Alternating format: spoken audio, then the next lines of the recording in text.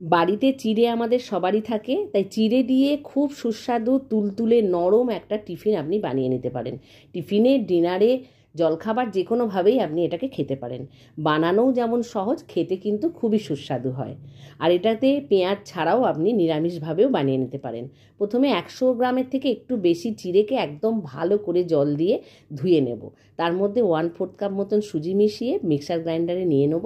1/4 cup মতন নিলাম টক দই, আর অল্প একটু নুন দিয়ে মিক্সিতে একদম মিহি করে একটা পেস্টের মতো বানিয়ে নেব। একটা ব্যাটার তৈরি করব। ব্যাটারটা ঘনত্বটা কীরকম হবে সেরকম আমি দেখিয়ে দিচ্ছি। খুব সহজে বানিয়ে নেওয়া যায় এই টিফিনটা, আর চেঞ্জ করে খেলে সবসময় আমাদের কিন্তু ভালোই লাগে।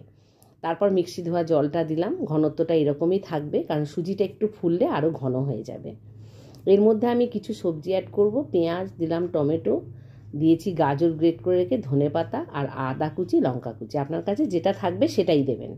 পেঁয়াজটা বাদ দিলে কিন্তু সম্পূর্ণ নিরামিষও হয়ে যাবে। আবার ভালো করে মাখিয়ে নিলাম।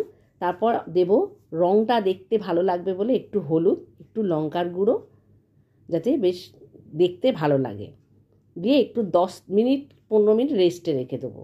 তারপর একটা প্যানের মধ্যে সাদা তেল নিয়ে হাতায় করে অল্প নিয়ে দুটো পিঠ ভালো করে ভেজে নেব। 5 মিনিট থেকে 6 মিনিট লাগবে একটা হতে। প্রথমে হাই হিটে রেখে তারপর লো ফ্লেমে রেখে এগুলোকে একটা একটা করে ভেজে তুলে নেবেন। খুব বেশি তেল কিন্তু এখানে ব্যবহার করার দরকার নেই। আর এইটা খাওয়ার জন্য আপনার সাইডে কিছুই লাগবে না। একটা আপনাদের দেখাতে বলতে ভুলে গেছি, তার জন্য খুবই দুঃখিত যে আমি একটু চিনিও দিয়েছিলাম।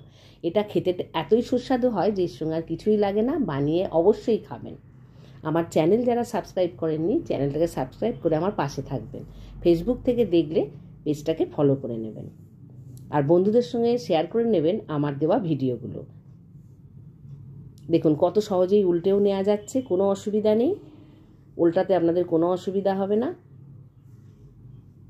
একটু বাস থেকে তেল দিয়ে দিলাম, দু পিঠের জন্য অল্প অল্প তেল দিলেই এটা হয়ে যাবে। বেল বাটন প্রেস করে রাখবেন, তাহলে আমার দেওয়া ভিডিও সবার আগে আপনার কাছে পৌঁছে যাবে।